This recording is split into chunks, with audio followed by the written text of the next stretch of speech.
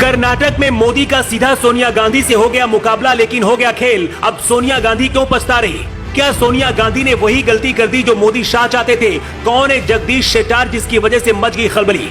सोनिया गांधी गई थी मोदी और बीजेपी को हराने, लेकिन कर्नाटक में आरएसएस कार्यकर्ता का ही क्यों करने लगी प्रचार? कर्नाटक में एक तरफ मोदी और दूसरी तरफ सोनिया गांधी खड़ी है। पहली बार इतना भयंकर मुकाबला किसी चुनाव में हो रहा है जब सोनिया गांधी और पीएम मोदी सीधे आमने सामने हैं। लेकिन इसी बीच एक और चेहरे की एंट्री हो गई है जिसके साथ सोनिया गांधी रैली करती दिखी। ये नाम है जगदीश शेट्टार का।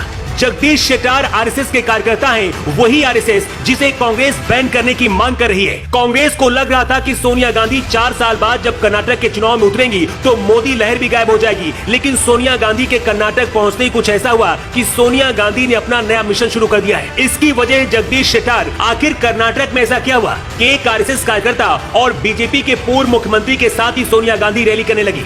क्या सोनिया गांधी ने वही गलती कर दी जो मोदी शाह चाहते थे? सबसे पहले आपको बताते हैं कि आरएसएस कार्यकर्ता जगदीश शेट्टार कौन है। सोनिया गांधी आखिरी बार 2019 सितंबर में रामलीला मैदान में रैली की थी। इसके बाद जितने भी राज्यों में चुनाव हुए, कहीं भी सोनिया गांधी ना तो रैली करने पहुंची और ना ही कहीं पर इनका रोड शो हुआ। यही वजह थी कि आखिरी समय में सोनिया गांधी ने कर्नाटक को बचाने के लिए खुद मोर्चा संभाल लिया और मोदी शाह के सामने मैदान में कूद पड़ी।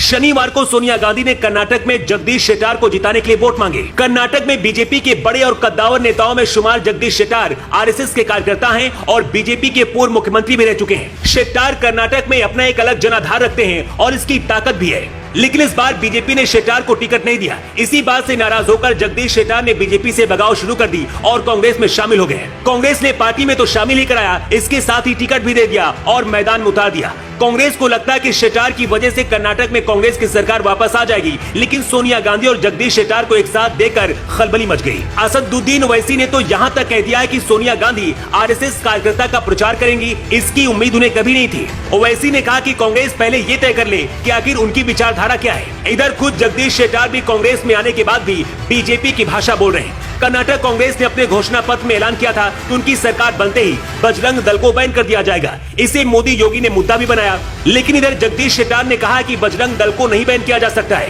ये फैसला सिर्फ केंद्र सरकार यानी कि केंद्र की मोदी सरकार ले सकती है। अब सवाल ये है कि क्या सोनिया गांधी ने आरएसएस कार्यकर्ता और बीजेपी के पूर्व मुख्यमंत्री रह चुके शेट्टार के साथ रैली करके कोई गलती कर दी? राजनीतिक विश्लेषकों का कहना है कि इसकी वजह से लोगों के अंदर ये मैसेज गया कि कांग्रेस की कोई विचारधारा नहीं है। कांग्रेस जिस आरएसएस को बैन करने की मांग करती है, उसी के कार्यकर्ता के साथ सोनिया गांधी रैली करने के लिए निकल पड़ती है। कर्नाटक चुनाव की बात करें तो 10 मई को वोटिंग होनी है, 13 मई को नतीजे आएंगे। इस वक्त कर्नाटक में बीजेपी की सरकार है और बसवराज बोम्मई मुख्यमंत्री है। पिछले विधानसभा चुनाव की अगर बात करें तो कर्नाटक में किसी भी पार्टी को बहुमत नहीं मिला था। उस समय बीजेपी सबसे बड़ी पार्टी बनकर उभरी थी और उसके खाते में 104 सीटें आई थी। कांग्रेस की बात की जाए तो कांग्रेस आंकड़ा 80 तक पहुंचा था और जेडीएस को सिर्फ 37 सीटों से ही संतुष्ट रहना पड़ा था। ऐसे में आपको क्या लगता है, क्या इस बार कर्नाटक में किसी पार्टी को पूर्ण बहुमत मिल पाएगा? और करीब 4 साल बाद कर्नाटक के चुनावी मैदान में सोनिया गांधी उतरी हैं। ऐसे में क्या सोनिया गांधी मोदी योगी से मुकाबला कर पाएंगी?